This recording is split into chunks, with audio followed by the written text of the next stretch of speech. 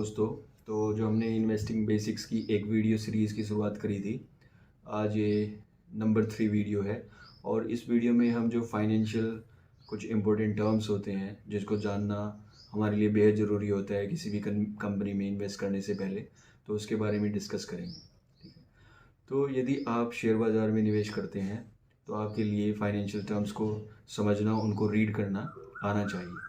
Because ये जो है वो आपकी कमाई को सुरक्षित करने में, उसको समझदारी से निवेश करके उसको बढ़ाने में आपकी काफ़ी मदद करता है। सपोज़ करिए कि आप किसी कंपनी में इन्वेस्ट करना चाहते हैं, तो आपके लिए जानना बेहद ज़रूरी है कि जो कंपनी जिसमें मैं इन्वेस्ट कर रहा हूँ, वो प्रॉफ़िटेबल है कि कभी कंपनी घाटे में है, या फिर कंपनी के ऊपर जो है वो कोई एक मेजर डेट तो नहीं है, कंपनी जो कर्ज में तो नहीं डूबी हुई, या कंपनी के जो प्रमोटर हैं वो बिज़नेस को कितने इफ़िशिएंटली रन कर पा रहे हैं कि नहीं कर पा रहे। इसके अलावा जैसे बिज़नेस में जो साल दर साल ग्रोथ आ रही है या फिर बिज़नेस को चलाने में समस्या हो रही है।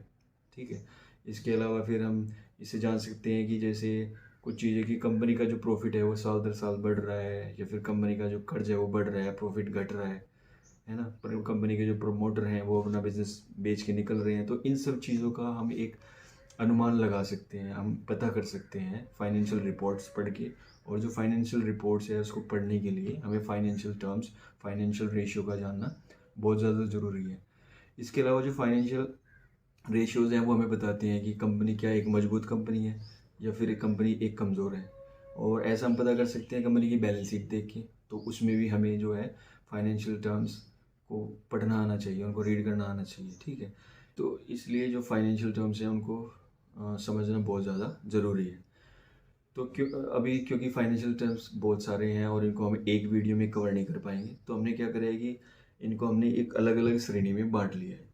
जैसे जो कुछ फाइनेंशियल रेशियोज़ हैं जो हमें कंपनी के वैल्यूएशन के बारे में बताते हैं कि कंपनी का जो शेयर प्राइस है वो सस्ता है या फिर महंगा है, तो उनको हमने एक कैटेगरी में रखा है। उसके ऊपर हमें एक अलग वीडियो बनाएंगे। फिर कुछ ऐसे हैं जो कंपनी की बैलेंस शीट, जो कि कंपनी की बैलेंस शीट से रिलेटेड है, जो बताते हैं कंपनी मजबूत है या कि कंपनी का जो बिज़नेस है वो कमज़ोर बिज़नेस है, तो उसको हमने एक अलग श्रेणी में रखा है। इसी तरह जो प्रॉफिटेबिलिटी बताते हैं या फिर जो कंपनी में जो रिस्क या कंपनी की स्टेबिलिटी के बारे में बताते हैं, तो हमने उनको अलग अलग श्रेणियों में रख के हम उनके ऊपर एक अलग अलग जो वीडियो है वो बनाएंगे, उनको हमें अलग अलग वीडियो में समझेंगे। तो आज की इस वीडियो में हम कुछ जैसे कॉमन है जिसको समझना बहुत आसान है और जो हमें बिज़नेस के बारे में या बिज़नेस के प्रमोटर के बारे में बताते हैं, आज की इस वीडियो में हम उन फाइनेंशियल टर्म्स रेशियोज़ को देखेंगे। तो चलिए सबसे पहले हम देख लेते हैं कि मार्केट कैपिटलाइजेशन क्या होता है। तो मार्केट कैपिटलाइजेशन जो हमें वो हमें कंपनी के प्रेजेंट में मार्केट में कितनी वैल्यू है उसको बताता है। इसके अलावा ये कंपनी का जो साइज़ है उसके बारे में हमें जानकारी देता है कि कंपनी एक बड़ी कंपनी है या मिड साइज़ कंपनी है या फिर स्मॉल कैप कंपनी है।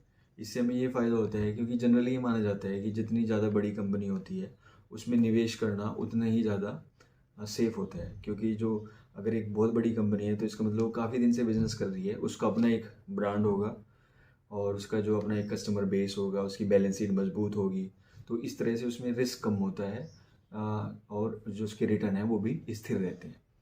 इसके विपरीत जैसे हमारी जो स्मॉल कैप या मिड कैप कंपनी होती है उसमें ग्रोथ तो काफ़ी तेज़ी से आती है बिकॉज वो अभी छोटी कंपनी है, लेकिन वो उसमें रिस्क बहुत ज़्यादा रहता है क्योंकि उसकी जो बैलेंस शीट है वो यूजुअली कमज़ोर रहती है, अभी उसका अपना कोई ब्रांड वगैरह नहीं रहता, तो वो अभी मार्केट में ग्रो कर रही होती है, तो इसलिए वो ज़्यादा रिस्की होती है लेकिन उसमें ग्रोथ के चांसेस ज़्यादा रहते हैं। तो सबसे पहली चीज़ तो जो हमने सीखी वो है मार्केट कैपिटलाइजेशन। मार्केट कैपिटलाइजेशन हमें कंपनी की वैल्यू और उसके साइज़ के बारे में बताता है। तो इसको कैसे निकालते हैं? तो इसको निकालते हैं कि जैसे कंपनी के जो कुल शेयर हैं, टोटल नंबर ऑफ़ शेयर्स को जब हम मल्टीप्लाई करते हैं कंपनी के एक शेयर की वैल्यू से, जो कंपनी का प्रेजेंट में जो शेयर प्राइस है उससे हमें मल्टीप्लाई करना है टोटल नंबर ऑफ़ शेयर से, तो हमारा कंपनी का साइज़ आ जाता है, कंपनी की वैल्यू आ जाती है। इसको कैलकुलेट करने की आपको ज़रूरत नहीं है, बहुत सारी साइट्स पे आपको ये मिल जाएगा कैलकुलेट। किसी भी रेशियो को आपको कैलकुलेट करने की ज़रूरत नहीं है, सारे के सारे अवेलेबल हैं साइट्स पे, बहुत सारी साइट्स पे। तो इसके बाद हम देख लेते हैं कंपनी की जो प्रमोटर होल्डिंग है। तो कंपनी के जो प्रमोटर हैं वो होते हैं कंपनी के मालिक, और कंपनी की प्रमोटर होल्डिंग हमें बताती है कि मालिक का बिजनेस में कितने प्रतिशत हिस्सेदारी है। और ये माना जाता है जनरली कि अगर ये हिस्सेदारी 50% या उससे जितनी ज़्यादा है उतना ज़्यादा बेहतर होता है। क्यों? क्योंकि कंपनी के जो प्रमोटर हैं उनका मेजर स्टेक अपने ही बिजनेस में लगा होता है, तो इस वजह से वो पूरी तरह से कंपनी के बिजनेस को चलाने में फोकस्ड रहते हैं। उनका जो फोकस है वो डाइवर्ट नहीं रहता, पूरा फोकस कंपनी के बिजनेस को चलाने में लगता है। दूसरा, ये दर्शाता है कि जो कंपनी के प्रमोटर हैं उनका अपने बिजनेस में एक अच्छा खासा भरोसा है और वो बिजनेस के साथ एक लंबे टाइम तक बने रहना चाहते हैं। इसके अलावा जो भी डिसीज़न लिए जाएंगे वो बिजनेस के ग्रोथ के पर्सपेक्टिव से ही लिए जाएंगे, क्योंकि जो प्रमोटर है उनका जो मेजर स्टेक है वो इसी कंपनी में। हम आते हैं कि जो प्लेज्ड प्रमोटर होल्डिंग है, तो प्लेज्ड प्रमोटर होल्डिंग हमें बताता है कि जो कंपनी के प्रमोटर हैं उन्होंने अपने कितने शेयर गिरवी रख के उस पर लोन उठाया हुआ है बैंक से। तो ये वैसे तो जो अच्छी कंपनी होती है उसमें 0 प्लेज्ड परसेंटेज होती है, लेकिन अगर ये 10% से 20% से ऊपर है तो ये हमारे लिए एक क्लियरली रेड फ्लैग है। क्योंकि इसमें ये नुकसान है कि जैसे मान लीजिए अगर प्रमोटर की जो फाइनेंशियल कंडीशन है वो ख़राब हो जाती है तो जो बैंक है वो प्रमोटर के शेयर्स को बेच के अपना पैसा निकाल लेगा। इससे दो नुकसान होंगे, एक तो जो कंपनी का शेयर प्राइस है वो उस पर बहुत ज़्यादा इम्पैक्ट होगा, वो गिर जाएगा। दूसरा, जो प्रमोटर का जो स्टेक है बिजनेस में वो कम हो जाएगा। फर्दर आ जाते हैं डिविडेंड यील्ड पे।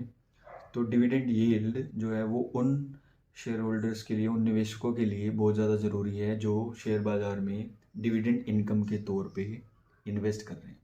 जैसे कि हम जानते हैं जब हम किसी स्टॉक में इन्वेस्ट करते हैं हमें दो तरह से फ़ायदा होता है। एक तो जब शेयर की कीमत बढ़ती है तब, दूसरा जो कंपनी को प्रॉफिट होता है साल में उसका जब वो कुछ प्रतिशत हिस्सा अपने शेयर होल्डर्स में डिस्ट्रीब्यूट कर देती है, जिसको डिविडेंड कहते हैं। तो एक डिविडेंड इनकम के तौर पे हमें फ़ायदा होता है। अगर कोई निवेशक बाज़ार में डिविडेंड इनकम के लिए इन्वेस्ट कर रहा है तो उसके लिए डिविडेंड यील्ड को देखना बहुत ज़्यादा ज़रूरी हो जाता है। तो मान लीजिए अगर किसी कंपनी का शेयर 100 रुपये का है और वो साल में 3 रुपये डिविडेंड इनकम के तौर पे बांट देती है, इसका मतलब जो हमने पैसा इन्वेस्ट करा तो उसका 3% तो हमें डिविडेंड इनकम ही मिल गया। इसके अलावा जो कंपनी के शेयर प्राइस में ग्रोथ होगी वो हमारा अलग से प्रॉफिट होगा। ज़रूरी नहीं कि जो कंपनियां हैं वो हमेशा ही डिविडेंड देती हैं। कुछ कंपनियां हैं जिनका बिजनेस काफ़ी तेज़ी से ग्रो कर रहा होता है, तो वो क्या करती है कि जो उनको प्रॉफिट होता है उस प्रॉफिट को वो वापस अपने ही बिजनेस में इन्वेस्ट कर देती हैं और उस पर एक अच्छी कमाई करती हैं। तो ये हमारा जो ऑप्शन है ये डिविडेंड से भी बेटर ऑप्शन है। तो अगर कोई कंपनी डिविडेंड नहीं दे रही तो इसका मतलब ये नहीं है कि वो एक अच्छी कंपनी नहीं है या अच्छा बिजनेस नहीं है। और नेक्स्ट जो हमारा फाइनेंशियल रेशियो है वो है ROE, रिटर्न ऑन इक्विटी। तो जो रिटर्न ऑन इक्विटी है वो हमें बताता है कंपनी का जो अपना पैसा है उसको अपने बिजनेस में इन्वेस्ट करके कंपनी कितनी कमाई कर रही है या उस पर कितना रिटर्न बना पा रही है। तो ये जो ROE है वो कम से कम 15% या उससे ज़्यादा जितना हो उतना ज़्यादा बेहतर है। तो कम से कम 15% तो होना ही चाहिए, ठीक है। तो ROE को जब भी हम देखें वो किसी एक पर्टिकुलर ईयर का ना देखते हुए हमें पिछले 3 से 5 साल का देखना है। तो इससे हमें पता चलता है कि जो मैनेजमेंट है, जो प्रमोटर है, वो कितने इफ़िशेंटली जो कैपिटल है उसको यूज़ कर पा रहा है। तो हमें जब भी इसको देखें तो हिस्टोरिकली 3 से 5 साल का देखें। नेक्स्ट जो हमारा फाइनेंशियल रेशियो है वो है ROCE, return on capital employed.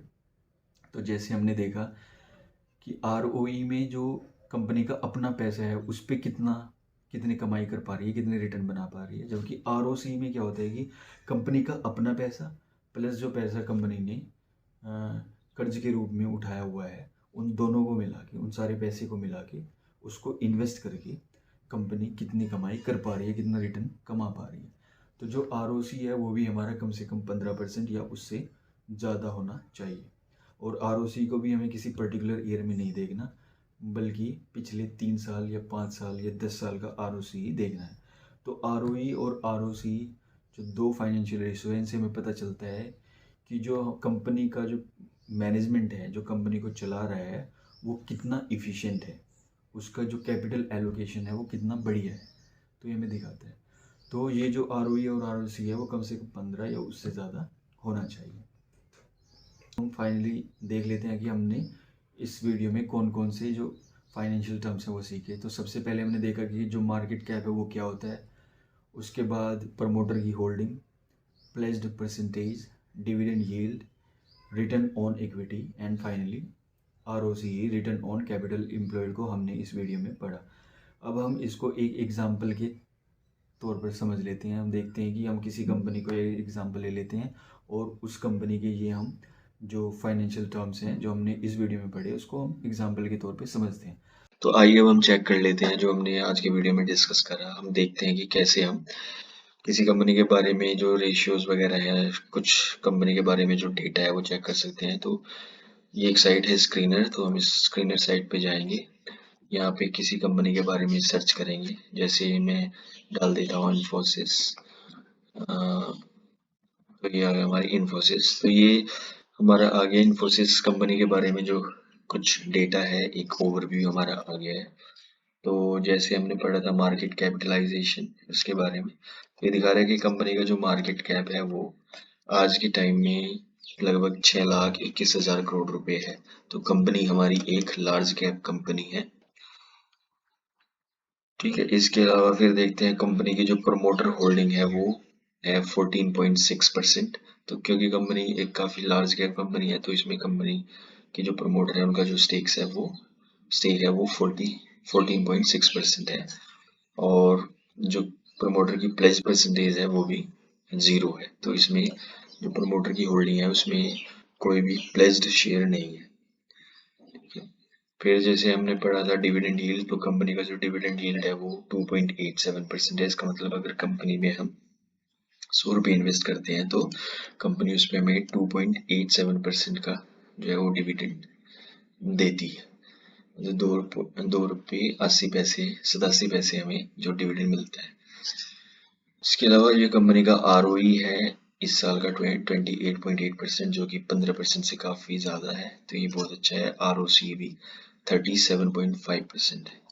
तो जब भी हम ROE का देखें तो वो उस करंट ईयर का ना देखते हुए पिछले कुछ साल का देखते हैं। तो आइए हम कंपनी के पिछले 5 साल का जो ROE का एवरेज है वो देख लेते हैं, जो है 29.8%। तो ये पिछले 5 साल का भी काफी अच्छा रहा है। और ROCE पिछले 5 साल का रहा है 38.0%।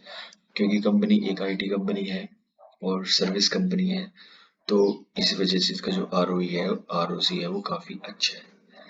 जितने भी हमारे जो कैपिटल हैवी इंटेंसिव बिजनेस होते हैं उनमें जो ROE है ROCE है वो हमें थोड़ा कम दिखाई देता है, कम नजर आता है। तो इसके अलावा जो बाकी सभी रेशियो हैं उसको हम आने वाले वीडियो में डिस्कस करेंगे। जैसे stock PE, EV, beta, price to book, market cap, तो कैश फ्लो, ठीक है। तो ये जितने हमारे वैल्यूएशंस चेक करने के रेशियो है उसको हम आने वाले वीडियो में डिस्कस करेंगे।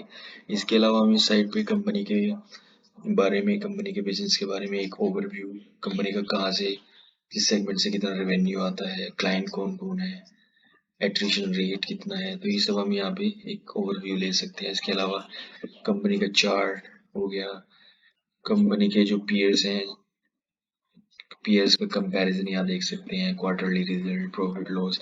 तो इन सब चीज़ों के बारे में हम डिस्कस करेंगे आने वाले वीडियोस में। तो आज की इस वीडियो में जैसे हमने जो 5-6 जो रेशियोज पढ़े हैं वो हमने चेक कर लिया। स्क्रीनर पे जाइए, यहाँ पे किसी भी कंपनी के बारे में सर्च कीजिए और उसके बारे में जो डेटा है, जो रेशियोज हैं, वो सब आपके यहाँ पे आ जाएंगे।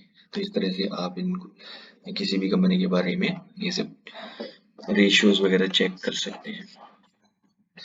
आज के इस वीडियो में इतना ही, और अगले जो वीडियो आएगा उस वीडियो में हम कुछ जो फाइनेंशियल रेशियोज हैं जो बिजनेस के वैल्यूएशन से रिलेटेड हैं, जिससे हमें पता चलता है कि कंपनी का शेयर प्राइस महंगा है या सस्ता है, तो उन रेशियोज को हम अगले आने वाले वीडियो में पढ़ेंगे।